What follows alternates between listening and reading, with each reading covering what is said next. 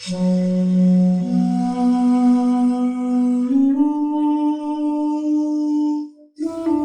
سیدنا زید بن اسلم رضی اللہ تعالیٰ عنہ فرماتے ہیں، میرے والد نے بتایا کہ ایک مرتبہ حضرت عمر بن خطاب رضی اللہ تعالیٰ عنہ لوگوں کے درمیان جلوہ فرما تھے کہ اچانک ہمارے قریب سے ایک شخص گزرا جس نے اپنے بچے کو کندھوں پر بٹھا رکھا تھا۔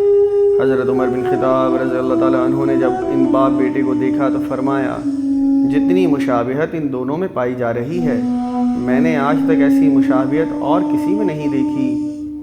یہ سن کر اس شخص نے عرض کی، اے امیر المومنین رضی اللہ تعالیٰ عنہ، میرے اس بچے کا واقعہ بہت عجیب و غریب ہے۔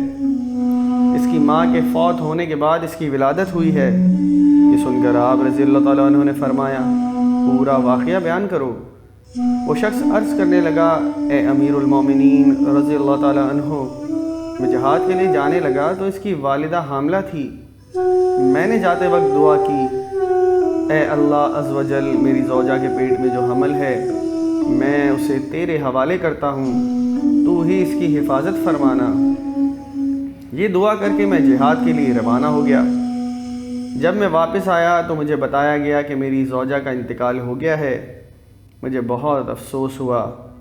ایک رات میں نے اپنے چچا زاد بھائی سے کہا، مجھے میری بیوی کی قبر پر لے چلو۔ چنانچہ ہم جنت البقیع میں پہنچے اور اس نے میری بیوی کی قبر کی نشاندہی کی۔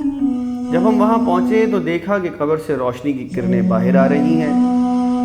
میں نے اپنے چچا زاد بھائی سے کہا، یہ روشنی کیسی ہے؟ اس نے جواب دیا، اس قبر سے ہر رات اسی طرح روشنی ظاہر ہوتی ہے، نہ جانے اس میں کیا راز ہے۔ جب میں نے یہ سنا تو ارادہ کیا کہ میں ضرور اس قبر کو کھود کر دیکھوں گا۔ چنانچہ میں نے پھاوڑا منگوایا۔ ابھی قبر کھودنے کا ارادہ ہی کیا تھا کہ قبر خود بخود کھل گئی۔ جب میں نے اس میں جھانکا تو اللہ عز و جل کی قدرت کا کرشمہ نظر آیا کہ یہ میرا بچہ اپنی ماں کی گود میں بیٹھا کھیل رہا تھا۔ جب میں قبر میں اترا تو کسی ندا دینے والے نے ندا دی، تو نے جو امانت اللہ عز و جل کے پاس رکھی تھی وہ تجھے واپس کی جاتی ہے، جا اپنے بچے کو لے جا۔ اگر تو اس کی ماں کو بھی اللہ عز و جل کے سپرد کر جاتا تو اسے بھی صحیح و سلامت پاتا۔ بس میں نے اپنے بچے کو اٹھایا اور قبر سے باہر نکلا۔ جیسے ہی میں قبر سے باہر نکلا، قبر پہلے کی طرح دوبارہ بند ہو گئی۔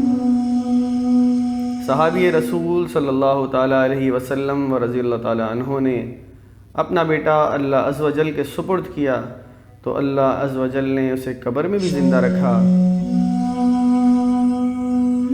اے اللہ عز و جل، ہم بھی اپنا ایمان تیرے سپرد کرتے ہیں، تو ہمارے ایمان کی حفاظت فرمانا اور ہمارا خاتمہ بالخیر فرمانا، آمین۔